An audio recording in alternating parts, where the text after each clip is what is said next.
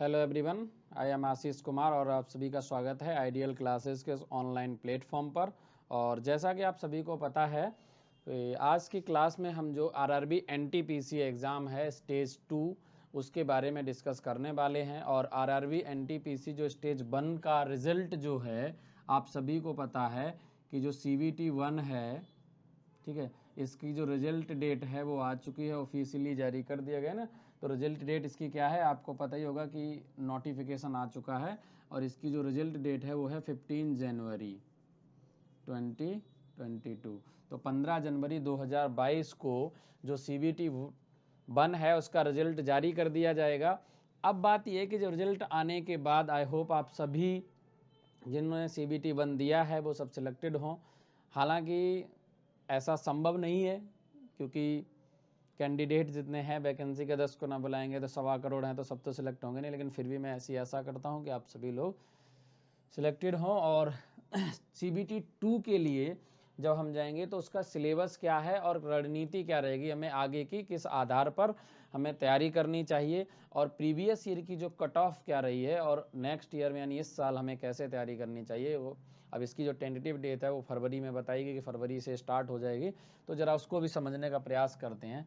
तो सबसे पहले हम सिलेबस पे बात करेंगे, ठीक है। तो सिलेबस पे बताने से पहले मैं आपको पहले क्लियर कर देता हूँ कि इस चैनल पे आप सभी को जो क्लासेस हैं वो रेगुलर आती रहेंगी। आप चैनल को सब्सक्राइब करें, वीडियो को लाइक और शेयर करें ज़्यादा से ज़्यादा, ठीक है। और जिन लोगों ने ऐप अभी तक इंस्टॉल नहीं किया वो आइडियल क्लासेस का ऐप इंस्टॉल कर लें।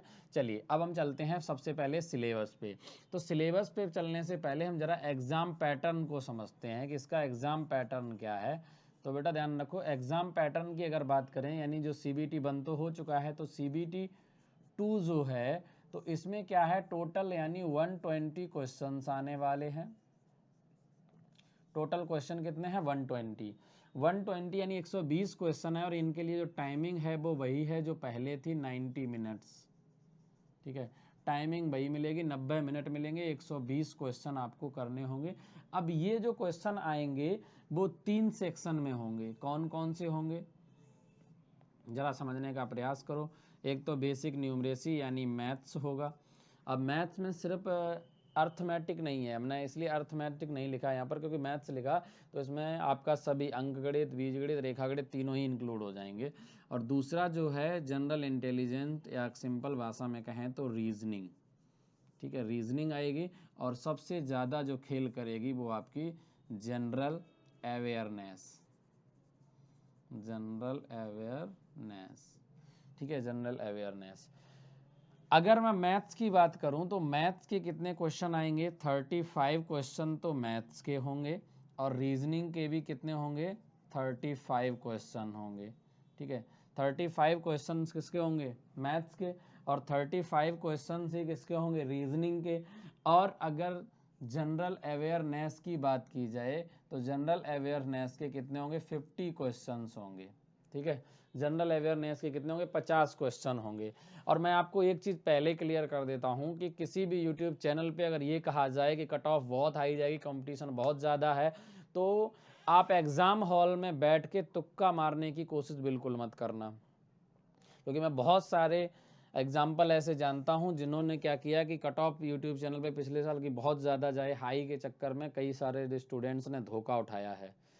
कई बार क्या होता है कि हमारी शिफ्ट में पेपर जो होता है वो हार्ड होता है, और हम क्या करते हैं क्योंकि नॉर्मलाइजेशन में वो चीज़ें सब क्लियर हो जाती हैं बाद में और उसका बेनिफिट मिलता है। तो आप तुक्का मत लगाएं, जो भी क्वेश्चन सही ढंग से आता है ना वही प्रिपरेशन करें। और अच्छे ढंग से तैयारी करने के बाद भी अगर आपने बहुत बेहतर ढंग से तैयारी की, एक एक सेक्शन को अच्छे से समझने के बाद भी अगर क्वेश्चन लग रहे हार्ड हैं, इट मीन्स दैट कि वो शिफ्ट जो है वो बहुत ही हार्ड है आपकी। बाद में नॉर्मलाइजेशन में आपको उसका फ़ायदा मिलेगा। कोशिश ये रहनी चाहिए कि हमें, देखो ध्यान रखना कि जो 120 क्वेश्चन है 90 मिनट्स में कम से कम 90 सही अटेम्प्ट करने हैं। हालांकि ये आंकड़ा बहुत ज़्यादा है, लेकिन ये मान के चलो जो 85 प्लस क्वेश्चंस अगर जो सही करके आएगा उसका सिलेक्शन 100% तय है। 100% सिलेक्शन है, उसे कोई भी रोक नहीं पाएगा, ये मेरा गारंटी के साथ मैं कह रहा हूँ। अगर 85 क्वेश्चंस आप सही करके आते हैं तो आपका सिलेक्शन तय है, कोई भी नहीं रोक सकता। नॉर्मलाइजेशन के बाद ये अंक बढ़ भी जाते हैं। एक्यूरेसी बहुत अच्छी होनी चाहिए तब के लिए, अदरवाइज 90 मिनट में आप 100 क्वेश्चन का टारगेट करके चलिएगा। हमें 100 ही क्वेश्चन अटेम्प्ट करने हैं, 20 क्वेश्चन छोड़ने हैं, 120 नहीं करने हैं, ठीक है। बस इस चीज़ को ध्यान रखना। 85 जो अगर कोई आंकड़ा पार कर जाएंगे तो आप इजीली आराम से एग्ज़ाम को फेस अगर करते हैं तो बहुत अच्छे ढंग से, मैं गारंटी के साथ दावा कर रहा हूँ कि आपका सिलेक्शन 100% श्योर है, कोई भी नहीं रोक सकता है, ठीक है। ये तो बात हुई कि हमें इतने क्वेश्चन करने। अब हम एक बार देख लेते हैं कि मैथ्स के अंदर क्या है सिलेबस में और रीजनिंग में क्या है, उसके बाद फिर हम बात करेंगे जीएस में। यहाँ भी जीएस बहुत ज़्यादा मैटर करेगा आपके सिलेक्शन में। अगर सबसे ज़्यादा कोई भागीदारी होगी तो वो जनरल अवेयरनेस जीएस की ही होगी, और इसमें भी करंट अफेयर का एक रोल है, बहुत अच्छा खासा रोल रहता है। और वो मैं समझाने का प्रयास भी करूंगा कि करंट अफेयर कई बार डायरेक्ट ना आके इनडायरेक्ट वे में आती है, लेकिन कैसे वो हमारे टॉपिक में इनडायरेक्ट वे में कैसे आती है उसको भी समझने का प्रयास करेंगे। और डायरेक्ट भी कई बार यानी आपके करंट अफेयर से क्वेश्चन पूछे जाते हैं। कई बार हमें लगता है कि हिस्ट्री से क्वेश्चन आया, लेकिन वो हिस्ट्री से ना होकर करंट अफेयर से क्वेश्चन होता है, क्योंकि कोई चीज़ करंट में अगर वो मुद्दा चल रहा है और क्वेश्चन पूछ दिया गया तो आपको ये लगता है कि ये क्वेश्चन हमारे हिस्ट्री का है, लेकिन हिस्ट्री का नहीं होता, वो करंट से कहीं ना कहीं लिंक होता है। वर्तमान समय में कोई भी कानून बना है या कोई भी घटना अगर उससे जुड़ी हुई है, जैसे मान लो अभी कृषि बिल पे बहुत ज़्यादा विवाद चलता रहा और आपसे कॉन्ट्रैक्ट फार्मिंग के बारे में अगर कुछ पूछ दिया जाए, अगर क्वेश्चन आ जाए, तो इस मीन दैट कि आप समझोगे कि एक एग्रीकल्चर से क्वेश्चन है, ज्योग्राफी से क्वेश्चन है, जबकि वो ज्योग्राफी से क्वेश्चन नहीं है, वो किससे रिलेटेड है, करंट से रिलेटेड है। तो कई सारी चीज़ें करंट पे हम पढ़ते हैं करंट अफेयर को, तो उनसे लिंक करके हमें हिस्ट्री, पॉलिटी, ज्योग्राफी और इकोनॉमी के सारे परिदृश्य अगर एक साथ देखते हुए चलेंगे और साइंस को भी इंक्लूड करते, क्योंकि रेलवे में साइंस का बहुत अहम रोल रहता है, मैं आपको भी समझाने का प्रयास करूँगा। बहुत से क्वेश्चन डायरेक्ट यानी वो आते हैं, और साइंस में भी आपको फिजिक्स भी बहुत डायरेक्ट पूछी जाती है, और इसके अलावा केमिस्ट्री थोड़ी संख्या कम रहती है एक आध क्वेश्चन की। बायोलॉजी और फिजिक्स से बहुत क्वेश्चन आते हैं, ठीक है, और डायरेक्ट क्वेश्चन आते हैं, तो उनको भी समझने का प्रयास करेंगे, ठीक है। तो तैयारी एक अच्छे बेहतर ढंग से कैसे करनी है ये बहुत ज़रूरी होता है, ठीक है। तो अब चलिए, अब हम थोड़ा देखते हैं कि सबसे पहले मैथ्स का सिलेबस देखेंगे, उसके बाद फिर हम प्रयास करेंगे कि आगे सभी एक एक टॉपिक को समझते हुए चलेंगे, ठीक है। चलिए, अब क्या है मैथ्स में, अगर मैं सिलेबस की बात करूं, सबसे पहले मैथ्स में देखते हैं कौन कौन से टॉपिक हैं मैथ्स के अंदर। तो अगर कहेंगे तो आप सभी को मैं ये जो सिलेबस है वो भी प्रोवाइड कर दूंगा, आप सभी को ये सिलेबस मिल जाएगा, ठीक है। आप टेलीग्राम चैनल को ज्वाइन करना, वहाँ से आपको ये सिलेबस प्राप्त हो जाएगा, ठीक है, CBT 1 के लिए। अब इसमें क्या है, मैथ्स के अंदर क्या है, सबसे पहला जो है टॉपिक आपका नंबर सिस्टम है। पहला क्या टॉपिक है, नंबर सिस्टम, ठीक है। दूसरा जो टॉपिक है आपका वो है डेसिमल्स, ठीक है। और ये टॉपिक बहुत अच्छे ढंग से प्रिपरेशन करके एग्जाम में जाना, क्योंकि इन टॉपिक से क्वेश्चन डायरेक्टली आते ही आते हैं, ठीक है। डेसिमल और कोई भी टॉपिक छोड़ना मत, अभी आपके पास पर्याप्त समय है, आप इन टॉपिक्स को कवर कर सकते हैं। फ्रैक्शंस एंड अगला है एलसीएम एंड एचसीएफ, ठीक है। और नेक्स्ट टॉपिक है ratio and proportion, ratio and proportion. Next topic है आपका परसेंटेज, अगला टॉपिक है मेंसुरेशन, मेंसुरेशन। देखो इसीलिए मैंने क्या कहा था कि यहाँ पर मैथ्स लिखा हुआ है, हमने अर्थमेटिक नहीं लिखा है ना। मैथमेटिक्स के अंदर कई सारे टॉपिक जो आते हैं वो अर्थमेटिक के भी हो जाते हैं, है ना, वो सारे के सारे टॉपिक अलजेब्रा के भी आ जाएंगे और आपके ज्योमेट्री के भी क्वेश्चन आ जाएंगे। चलिए, अगला टॉपिक आपका क्या है, नेक्स्ट टॉपिक की बात करें, time and work, time and work, time and work भी अगला टॉपिक है। और नेक्स्ट टॉपिक है आपका SI and CI, simple interest and compound interest, CI and SI कह सकते हैं, SI एंड CI कह सकते हैं। यानी कौन कौन से टॉपिक है, number system, decimal, fraction, LCM and HCF, ratio and proportion, percentage, mensuration, time and work, SI and CI, ठीक है। और भी टॉपिक हैं, और कौन कौन से टॉपिक हैं जरा उन पे भी बात करते हैं, फिर इन सभी टॉपिक के बारे में हम आपको बताते हैं कि कैसे कैसे क्वेश्चन इनमें पूछे जाते हैं और आगे हमारी रणनीति क्या हो, कैसे हमें प्रिपरेशन करनी है। अगला है प्रॉफिट एंड लॉस, लाभ एवं हानि, प्रॉफिट एंड लॉस। और नेक्स्ट टॉपिक है आपका एलिमेंट्री अलजेब्रा। नेक्स्ट टॉपिक आपका क्या है, geometry and trigonometry, geometry and trigonometry.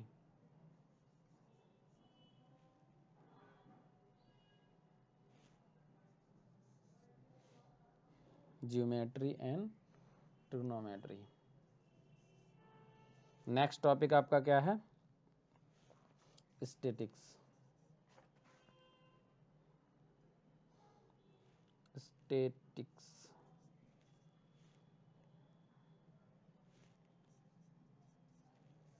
ठीक है, ये हैं आपके टॉपिक्स।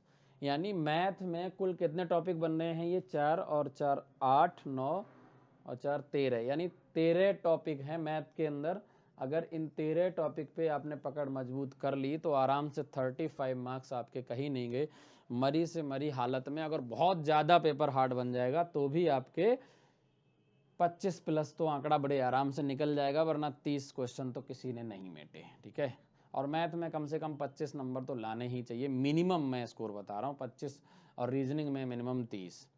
तो 25-30 यानी 55 का स्कोर बन जाएगा, और जीएस में 50-30 मार जाओगे तो 85 का स्कोर आपका निकल जाएगा। और ये मैथ में 30 लाना मेरे लिए मुझे लगता है कि बहुत आसान है, अगर सही से ढंग से वर्क किया जाए इन टॉपिक्स पे। और ये ऐसे टॉपिक हैं, कोई विशेष योग्यता ऐसा नहीं कि बहुत ज़्यादा इनको पढ़ने की ज़रूरत है, ऐसा नहीं है, लिमिटेड टॉपिक हैं ये। आगे के जो टॉपिक्स लिखे हुए हैं रेलवे के अंदर, आरआरबी एनटीपीसी का सिलेबस अगर आप देखेंगे तो बहुत ज़्यादा हार्ड क्वेश्चन नहीं आते हैं, नॉर्मली क्वेश्चन रहते हैं। नंबर इन सिस्टम से, decimal, fraction, LCM and HCF, ratio and proportion, percentage, mensuration, time and work and SI and CI.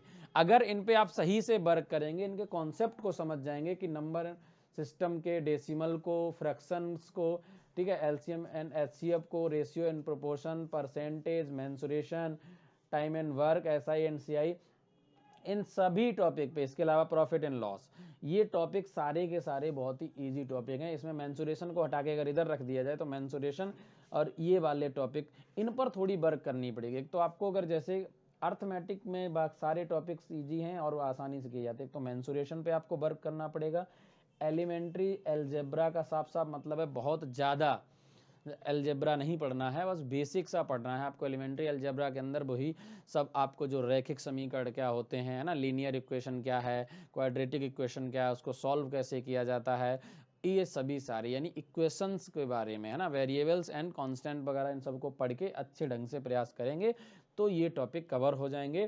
फिर है geometry and trigonometry. Geometry and trigonometry, trigonometry की थोड़ी स्पेलिंग मैंने गलत लिख दी, NOMETRY, ट्रिग्नोमेट्री। ठीक है, ज्योमेट्री और ट्रिग्नोमेट्री, इन दोनों पे भी अच्छे ढंग से अगर पकड़ मजबूत करेंगे तो ये भी कवर हो जाते हैं। कि अगर प्रीवियस ईयर के सेट देखेंगे तो बहुत सिंपल सिंपल से क्वेश्चन आते हैं डायरेक्ट। कई बार जो हमारे से एसएससी के सिलेबस में क्या होता है, ये बहुत ब्रॉड लेवल पे होता है, लेकिन अगर एनटीपीसी, आरआरबी एनटीपीसी की बात करें तो ट्रिग्नोमेट्री में मैंने कई बार देखा कि बहुत सिंपल से क्वेश्चन पूछ, जैसे अगर कई बार पूछ दिया कि साइन 60 की वैल्यू बताओ, बस डायरेक्ट यही पूछ दिया गया, कुछ भी ज़्यादा हार्ड नहीं पूछा। या 60 की जगह ज़्यादा पूछ दिया तो 75 डिग्री की वैल्यू बता दो, तो जिसने साइन ए प्लस बी का फॉर्मूला पढ़ा होगा वो आसानी से बता देगा कि 45 प्लस 30 करके लगा देगा और वैल्यू कैलकुलेट कर लेगा। तो बहुत ज़्यादा लंबे क्वेश्चन नहीं भरना, तो बहुत सारे बच्चों को आप 75 की वैल्यू याद भी कर सकते हैं, और ये बुक में दी भी जाती है। जब मैं आपको पढ़ाऊंगा तो ये सब चीज़ें कराऊंगा। या साइन 60 की वैल्यू पूछ देगा, डायरेक्टली टेबल से ही वैल्यू पूछ देता है, और ऐसे क्वेश्चन आए हुए हैं कि साइन 45 प्लस, और कई बार कंफ्यूज करने के लिए, मतलब बहुत जो इक्वेशंस होते हैं ना, उनसे क्वेश्चन पूछे जाते हैं। और स्टैटिक्स में थोड़ा फोकस करेंगे तो इन टॉपिक पे देखो ज़्यादा ध्यान देना है आपको। इन टॉपिक पे अगर इन 4-5 टॉपिक पे अच्छी पकड़ मजबूत कर लोगे, ये वाले टॉपिक आप इजीली पढ़ सकते हैं। किसी भी टीचर से पढ़ रहे हैं ये ज़रूरी नहीं है, मैं आपको पहले भी कह रहा हूँ कहीं भी पढ़ो, लेकिन मैथ्स के अंदर इतने ही टॉपिक पढ़ना। ठीक है, अगर आप CBT 2 के लिए तैयारी कर रहे हैं तो इतने टॉपिक के अलावा एक भी एक्स्ट्रा टॉपिक पढ़ने की नीड नहीं है, क्योंकि एक भी क्वेश्चन इन टॉपिक्स के अलावा नहीं आएगा, क्योंकि ये ऑफिशियल सिलेबस है।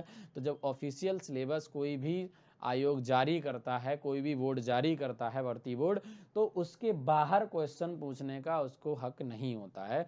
वो उसी दायरे के अंदर ही रहेगा, इस दायरे को पार नहीं करेगा, क्योंकि बोर्ड जानता है कि जो हमने ऑफिशियल सिलेबस जारी किया है तो हमें उसके लिमिटेशंस को पार नहीं करना, उसकी लिमिट को पार नहीं करना है, तो वो इससे ज़्यादा बाहर क्वेश्चन पूछेगा ही नहीं। क्लियर है? चलिए अब हम समझते हैं कि रीजनिंग के बाद, रीजनिंग का सिलेबस भी मैं आपको बता दूंगा और जारी कर देंगे। उससे पहले हमें इंपॉर्टेंट चीज़ है कि जीएस के सिलेबस को समझ लेते हैं, क्योंकि ये बहुत महत्वपूर्ण है। और बाकी जिन लोगों को ऑफिशियल सिलेबस चाहिए, तो हमने आपको पहले भी बोल रखा है कि आप टेलीग्राम चैनल को ज्वाइन करो, वहाँ मैं सिलेबस डाल दूंगा, आप वहाँ से सिलेबस देख लेना, ठीक है। और टेलीग्राम चैनल की लिंक और हमारे आइडियल क्लासेस ऐप की जो लिंक है वो आपको ऑलरेडी डिस्क्रिप्शन बॉक्स में दी गई है। चलिए अब हम देखते हैं कि हमारा जो जनरल अवेयरनेस है, जिसमें आपको कितना 50 मार्क्स का है। देखो ये बहुत इंपॉर्टेंट है, क्योंकि ये 50 मार्क्स का है, 50 मार्क्स का है, और ये बहुत इंपॉर्टेंट है इसके सिलेबस को समझना। देखो हमें क्या करना है, अपनी अगर तैयारी को बेहतर करना है तो आप समझ लो एक एक टॉपिक आपके लिए इम्पॉर्टेंट हो जाता है, किसी भी टॉपिक को आप छोड़ नहीं सकते, ठीक है। रीजनिंग के चैप्टर्स बहुत ऐसी हैं, आसानी से अगर आप चाहेंगे तो 35 में से 35 भी ला सकते हैं, अदरवाइज 33 और 32 तो किसी ने नहीं मेटे, अगर आपने बेहतर ढंग से तैयारी की है अच्छे से, ठीक है। और 10-10, 15-15 दिन भी अगर आप तैयारी को देंगे, मैथ्स में 15 दिन, रीजनिंग में तो उससे 3-4 घंटे भी अगर दे दिए आपने, अदरवाइज जो 6-6 घंटे पढ़ रहे हैं तो 1-2 महीने में भी ये सारे टॉपिक कवर किए जा सकते हैं। लेकिन जीएस का 2 महीने में को टॉपिक कवर करना मुश्किल है, मैथ और रीजनिंग आप कर सकते हैं, ठीक है। जनरल अवेयरनेस की अगर हम बात करें तो यहाँ पर एक शब्द ये है, जैसे जी के यहाँ पर जनरल अवेयरनेस मिली, इसका मतलब होता है सामान्य जागरूकता, ठीक है। तो इसका सिलेबस क्या है, सबसे पहली चीज़ तो है कि करंट इवेंट्स, यानी करंट अफेयर की बात करेगा, जो वर्तमान समसामयिकी की बात कर रहा है, उसमें भी नेशनल एंड इंटरनेशनल, ठीक है, इंटरनेशनल इम्पोर्टेंस, यानी कि राष्ट्रीय और अंतर्राष्ट्रीय महत्व की समसामयिकी। इससे तात्पर्य ये है कि दो चीज़ें यहाँ वर्ड हैं, एक तो नेशनल और एक इंटरनेशनल, ये कीवर्ड्स को आपको समझना है, और उसमें भी इम्पोर्टेंस लिखा, उसमें महत्व की। कई बार क्या होता है कि अनावश्यक चीज़ें भी होती हैं जिनको हमें पढ़ना नहीं होता है, तो हमें करना क्या है कि करंट इवेंट्स तो पढ़नी है, लेकिन वो कैसी होनी चाहिए, या तो राष्ट्रीय परिदृश्य में या अंतर्राष्ट्रीय लेवल पे वो कुछ ना कुछ उनका इम्पोर्टेंस हो, महत्वपूर्ण हो, तो उन घटनाओं को पढ़ना जरूरी है, ठीक है। दूसरा है गेम एंड स्पोर्ट्स। देखो इन टॉपिक से क्या है, छोटे छोटे टॉपिक हैं। गेम एंड स्पोर्ट्स का सीधा सीधा मतलब ये हुआ, गेम में कैसे पढ़ेंगे, कई बार हमें ये पढ़ना है कि कौन सा गेम किस कंट्री का राष्ट्रीय गेम है, ये हो गया। उस गेम की कुछ प्रमुख शब्दावली हैं, कुछ प्रमुख ट्रॉफी होंगी, उनसे संबंधित खिलाड़ी हैं, इन सभी टॉपिक को कवर करना है मैं अच्छे ढंग से, तो गेम एंड स्पोर्ट्स के अंदर आपको ये मिल जाएगा। फिर है monuments and places of India. इसका मतलब ये हुआ कि हिस्टोरिकल प्लेसेस की बात कर रहा है, भारत के, सिर्फ इंडिया की बात कर रहा है यहाँ पर। तो हिस्टोरिकल प्लेसेस के अंदर क्या होते हैं, जैसे विभिन्न जामा मस्जिद कहाँ पर है, चार मीनार कहाँ पर है, उसका क्या महत्व है, किसने बनवाई है, ये सारी चीज़ें, या ताजमहल कब बना था, किस सेंचुरी में किसने बनवाया था, ठीक है, ये चीज़ें इंपॉर्टेंट होती हैं और कहाँ पर स्थित हैं, ये मतलब हुआ इसका हिस्टोरिकल प्लेसेस से, ठीक है। यहाँ पर है general science and life science, और कंडीशन ये होती है अप टू 10th, और वो भी लिखा है सिलेबस में सीधा सीबीएसई, यानी 10वीं तक, हद से हद 10th लेवल तक का आएगा। और उसमें भी कौन सा, जनरल साइंस, सामान्य विज्ञान, और क्या क्या, लाइफ साइंस, सीधा सीधा क्या है, कुल मिला के कहना चाह रहा बायोलॉजी को। इसके अंदर क्या आएंगे, रोग वगैरह संबंधित, है ना, रोग आ सकते हैं विभिन्न प्रकार के, या इसके अलावा जो पोषक तत्व होते हैं उससे क्वेश्चन बनते हैं, और हमारी जो कोशिका विज्ञान है ना, उससे बनते हैं। तो ये टॉपिक बहुत इंपॉर्टेंट है, ये वाला मैं आपको, ऐसा नहीं इसमें टॉपिक तो सारे ही इंपॉर्टेंट हैं, पर ये टॉपिक भी बहुत इंपॉर्टेंट है, आप इस चीज़ को ध्यान रखना। अगला टॉपिक है art and culture of India.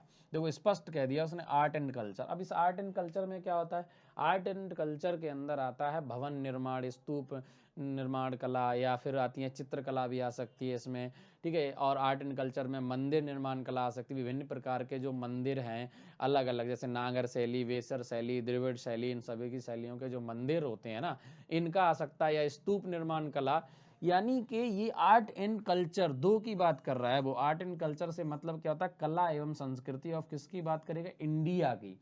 तो इस आर्ट एंड कल्चर के अंदर ये सारी चीजें आएंगी, चित्रकला आएंगी। इसके अलावा इसके अंदर संगीत भी आ जाते हैं, विभिन्न प्रकार के जो लोक नृत्य होते हैं ना, ये सब इंक्लूड है इसमें। आर्ट एंड कल्चर कोई छोटा टॉपिक नहीं है, लेकिन बहुत लिमिटेड है। अगर उसको सही ढंग से पढ़ा जाए तो बहुत आसान है। कि एनटीपीसी के अंदर प्रीवियस ईयर के सेट देखोगे तो लोक नृत्य से क्वेश्चन पूछ देता है वो, तो वो आर्ट एंड कल्चर का ही टॉपिक है, इसी टॉपिक का भाग है। बात समझ आई? क्योंकि ये सिलेबस लिखा तो बुक में है, लेकिन इसको ये भी तो समझना है ना इसके अंदर पढ़ना क्या क्या है। फिर है हिस्ट्री ऑफ इंडिया, और इसमें भी फ्रीडम स्ट्रगल ऑफ इंडिया। देखो हिस्ट्री ऑफ इंडिया तो पढ़नी है, इसमें एंशियंट, मॉडर्न और मिडाइवल तीनों ही पढ़नी है, लेकिन इसमें भी सबसे ज़्यादा अगर किसी पे जोर देना है तो फ्रीडम स्ट्रगल पे, उसने साफ साफ कह रखा है। ठीक है, फ्रीडम स्ट्रगल पे बात करेंगे आगे। नेक्स्ट है ज्योग्राफी। ज्योग्राफी के अंदर फिजिकल भी है आपका, ठीक है, इसके अंदर इकोनॉमिक भी है, अर्थात इकोनॉमिक ज्योग्राफी भी पढ़ना है हमें। और दूसरा इसमें है कौन कौन सी पढ़नी है, India and world. India and world दोनों की ही ज्योग्राफी आपको पढ़नी है। जैसे आर्ट एंड कल्चर सिर्फ इंडिया का पढ़ना है आपको, पूरे वर्ल्ड का नहीं पढ़ना है, लेकिन ज्योग्राफी इंडिया एंड वर्ल्ड दोनों की पढ़नी है। ठीक है, अगला है इंडियन पॉलिटी, भारतीय राजव्यवस्था, गवर्नेंस, एंड इसमें आपका कॉन्स्टिट्यूशन वगैरह सब कुछ इंक्लूड हो जाएगा पॉलिटी के अंदर। फिर है साइंस एंड टेक। ठीक है, इसमें देखो साइंस एंड टेक एक अलग टॉपिक से दिया है। देखो सामान्य विज्ञान अलग है, साइंस एंड टेक अलग दे रखा है। इसका मतलब क्या होता है, इसमें साइंस एंड टेक के अंदर पढ़ा जाता है जो स्पेस एंड न्यूक्लियर जो प्रोग्राम होते हैं, प्रोग्राम ऑफ इंडिया। भारत अंतरिक्ष में विभिन्न प्रकार के, या परमाणु जो प्रोग्राम है वो लॉन्च करता है, कोई भी अगर रिसेंटली कोई मिसाइल बनाई है ना, इस तरीके से, या कोई परमाणु परीक्षण किया है, या स्पेस में कोई अपना यान भेजा है, तो ये सारी चीज़ें इंपॉर्टेंट आएंगी आपके स्पेस एंड टेक्नोलॉजी के अंदर, स्पेस एंड न्यूक्लियर प्रोग्राम्स के अंदर, और ये कहाँ आएंगे, साइंस एंड टेक के भाग होते हैं। बात क्लियर है? कुल मिला के वो ये भी टॉपिक करंट से रिलेट कर रहा है, और ये टॉपिक भी करंट इशू से आ जाता है, गेम एंड स्पोर्ट, और ये सारी चीज़ें जो करंट में कहीं ना कहीं छाई रहती हैं उनसे ही क्वेश्चन पूछ देता है। जैसे किसी प्लेस के बारे में अगर वर्तमान समय में कोई चर्चा चल रही है, चर्चित रहा हो, तो वो इंडिया का, उसको याद कर लें, क्योंकि वो आपके monuments and place of India का भाग बन जाएगा। जैसे गेम एंड स्पोर्ट की बात कर, जैसे अगर मैं कहूँ गुजरात के अंदर इस टाइम काशी जो है ना, कॉरिडोर का निर्माण किया गया आपके बनारस में, काशी में, तो वो इम्पोर्टेंट टॉपिक बन चुका है, क्योंकि वो आपके किस में आ जाएगा, आर्ट एंड कल्चर का भी भाग हो जाता है, और वो आपके प्लेसेस ऑफ इंडिया से भी रिलेट कर जाता है ना। तो ये चीज़ें आपको ये से ही पढ़नी है, ये करंट को साथ साथ करते हुए तब इन चीज़ों को पढ़ेंगे। और दूसरा है UN and other international organisation.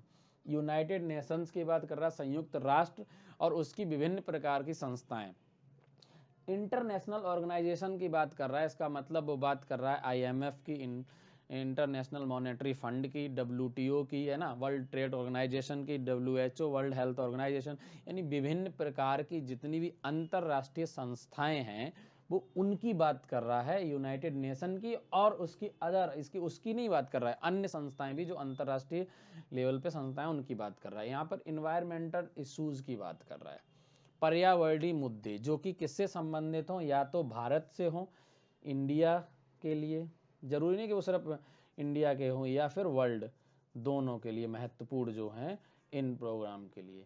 ठीक है, इन्वायरमेंटल इश्यूज की बात कर रहा, पर्यावरणीय मुद्दे। दूसरा है बेसिक कंप्यूटर। नेक्स्ट टॉपिक क्या है, बेसिक कंप्यूटर। बेसिक कंप्यूटर का मतलब क्या हुआ, बेसिक कंप्यूटर और प्रोग्राम यानी एप्लीकेशंस, अर्थात कहने का मतलब ये हुआ कि आपको कंप्यूटर की एक बेसिक समझ होनी चाहिए, है ना। कंप्यूटर की स्क्रीन है, डिस्प्ले है, उसके विभिन्न प्रकार के हार्डवेयर, सॉफ्टवेयर जो नॉर्मली होते हैं वो सब पता होने चाहिए, अलग अलग प्रोग्राम, है ना। इसके अलावा कंप्यूटर में जो शॉर्ट की वगैरह होती हैं वो भी आपको याद रखनी पड़ेगी, किन प्रकार की जो विंडो होती हैं वो सब चीज़ें, यानी बेसिक समझ होनी चाहिए। उसकी हार्ड डिस्क मेमोरी वगैरह होती है ना, तो उसमें बिट, बाइट और टीबी, जीबी, एमबी, इनमें आपस में रिलेशन क्या होता है ये भी महत्वपूर्ण होता है, और इनसे क्वेश्चन आ जाते हैं। कॉमन एब्रीविएशन, इसका मतलब साफ साफ क्या हो गया, विभिन्न प्रकार की शॉर्ट फॉर्म्स आती है ना, तो उनकी फुल फॉर्म आपको रखनी पड़ेंगी, आए दिन आती रहती हैं। तो आप कई सारी पत्रिकाएं मार्केट में आ रही हैं करंट की, उन्हें मंथली जो पत्रिकाएं हैं उनको पढ़ते रहें, और वार्षिकी आती है तो उसको भी पढ़ें, उसको समझने का प्रयास करें। इसके अलावा अगर आप करंट अफेयर पढ़ना चाहते हैं, चूँकि हम इन सभी प्रदेश पे काम कर रहे होते हैं पहले से ही, तो अगर आप चाहें तो आइडियल क्लासेस के ऑनलाइन यूट्यूब चैनल पर भी जो आपकी करंट अफेयर की क्लास चलती है उसे भी आप देख सकते हैं। ठीक है, इसके अलावा कहीं और से प्रिपरेशन कर रहे हैं, करंट की क्लास ले रहे हैं तो कोई इशू नहीं, आप वहाँ भी क्लास लेते रहें। ठीक है, अगला है transport system in India. Bharat में ट्रांसपोर्ट सिस्टम भी किससे क्वेश्चन बनेगा। देखो ये अलग टॉपिक दिया है, सीधा सीधा इकोनॉमी अलग दिया है, हालांकि इकोनॉमी के अंदर ही आ जाता है ट्रांसपोर्ट, परिवहन भी, और ये ज्योग्राफी के अंदर भी परिवहन मिल जाता है। ठीक है, लेकिन इसमें अलग से दिया है साफ साफ transport system in India.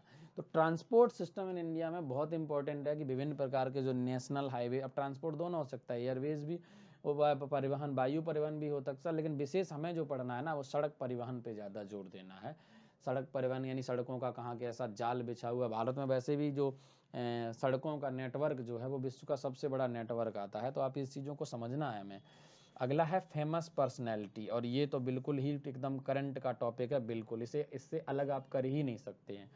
Famous personality का साफ साफ मतलब ये हुआ कि जो व्यक्ति किसी प्रोग्राम, किसी तरह का उन्हें कोई पुरस्कार मिला हो न्यू करंट में लास्ट के 6 मंथ्स के अंदर, या कहीं चर्चित रहे हों अखबार पेपर में किसी आधार पर, कोई सीओज वगैरह हैं कई अलग अलग, है ना। इसके अलावा उनकी नई नियुक्ति चयन हुआ है या डेथ हुई है ना, एवरी जो विचुरी कहते हैं उसको, क्या कहते हैं, मृत्यु जो कहते हैं ना, तो ये चीज़ें, निधन हुआ हो, तो वो सारी चीज़ें फेमस पर्सनैलिटी के अंदर आती हैं, है ना। तो ये सारी चीज़ें आपको, इतना टॉपिक अगर आपको लगता तो बहुत ये आसान भी है लेकिन बहुत लिमिटेड भी है, अगर इसको सही ढंग से पढ़ा जाए तो ये भी कोई ज़्यादा बड़ा टॉपिक नहीं है। अगर इनको अच्छे ढंग से कवर करना चाहो आप तो ये टॉपिक आसानी से अच्छे ढंग से कवर किए जा सकते हैं। और इन सभी टॉपिक के लिए मैं आपको पहले ही बता रखा हूँ, इन पे हम क्या कर रहे हैं, अभी जो हमारा आ रहा है जैसे यूपी लेखपाल के लिए बहुत जल्दी, आज जो है ना, कल आपको एक जो ग्रामीण समाज एवं जो विकास है उस पर आपको वो टेस्ट सीरीज हम जारी कर रहे हैं। उसमें क्या हो जाए, कंडक्ट कराते रहेंगे, टेस्ट आते रहेंगे, अलग अलग टेस्ट, उनको टेस्ट को दें 20-20 क्वेश्चन के, तो उनमें आपकी तैयारी कंप्लीट होती जाएगी। और इन टॉपिक्स पे भी हम जो नए नए टॉप क्वेश्चन लाते रहेंगे और इनको एक एक टॉपिक को हम कवर भी कराएंगे, कोशिश करेंगे। इसके अलावा आरआरबी एनटीपीसी स्टेज 2 का अगर किसी को कंप्लीट सिलेबस करना है, पूरे ढंग से तैयारी करनी है, प्रिपरेशन, तो आप हमारा ऐप जो है आइडियल क्लासेस ऐप इंस्टॉल करें और उस ऐप के अंदर आपको कोर्स मिल जाएगा, उसको परचेज करें, आपकी तैयारी एक अच्छे ढंग से होगी।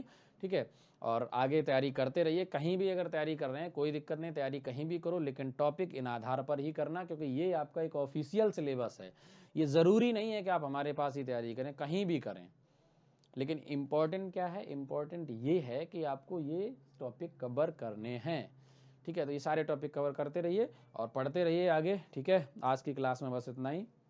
Thank you for watching this.